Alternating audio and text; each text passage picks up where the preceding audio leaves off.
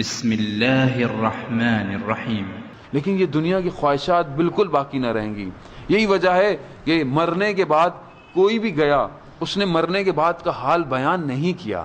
کیوں؟ کیونکہ جو اس عالم میں ہے یا وہ خدا جانتا ہے یا اس کا بندہ جانتا ہے. پچھلے دنوں ایک صاحب نقل کر رہے تھے کہ اخبار میں ایک واقعہ بنا، اور ان پاکستان کی آزادی سے تقسیم سے پہلے کا واقعہ ہے کہ ایک زمانے میں ایک بہت امیر شخص تھا، اس کا انتقال ہونے والا تھا. تو اس نے وصیت کی کہ جو شخص 3 دن میری قبر میں رہے گا اور اس کے بعد وہ نکلے تو یہ میرا جتنی دولت ہے، یہ میرے پاس ہیرے جواہر، میری زمین، میرا گھر، سب اس کو دینا.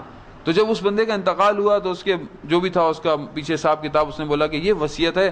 اب اس پورے اس گاؤں دیہات میں کون اس کی وصیت؟ تو ہر شخص پیچھے ہٹ گیا کہ 3 دن قبر میں کیسے رہا جائے، 3 دن کیسے رہا جائے. ہر انسان کو زندگی پیاری تھی. لیکن ایک بہت ہی غریب شخص تھا، لکڑہارا تھا یا موچی تھا. وہ کہتا ہے کہ ظاہر اس کا کچھ نہیں تھا، اس کو پیسے کی لالچ ہوئی. اس نے بولا میں رہنے کو تیار ہوں. قبر بنائی گئی، اس شخص کو لٹایا گیا، اس کو بھی قبر میں رکھا گیا. قبر میں اتنا نظام رکھا گیا کہ ہوا کا وجود رہے تاکہ یہ شخص زندہ رہ سکے. اس طرح سسٹم بنا دیا گیا. کچھ پانی بھی رکھ دیا گیا تاکہ 3 دن یہ انسان اپنی پانی اور ساری چیزوں کو پورا کر سکے. قبر بن گئی. 3 دن گزر گئے. 3 دن کے بعد لوگ جمع ہوئے. سب لوگوں نے دیکھتے ہیں یہ شخص زندہ ہے یا نہیں.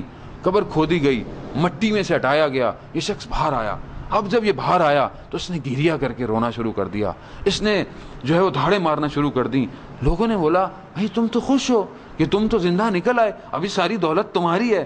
تو کہنے لگے کہ میں عام دنوں میں اتنا غریب تھا کہ میں 8 آنے کما کر اپنا گزارا کیا کرتا تھا. یہ 3 دن میں اس 8 آنے کی جواب نہ دے سکا کہ میں نے اس کو خرچ کہاں کیا ہے، تو میں اتنی دولت کا کیا جواب دوں گا؟ مجھے کوئی دولت نہیں چاہیے.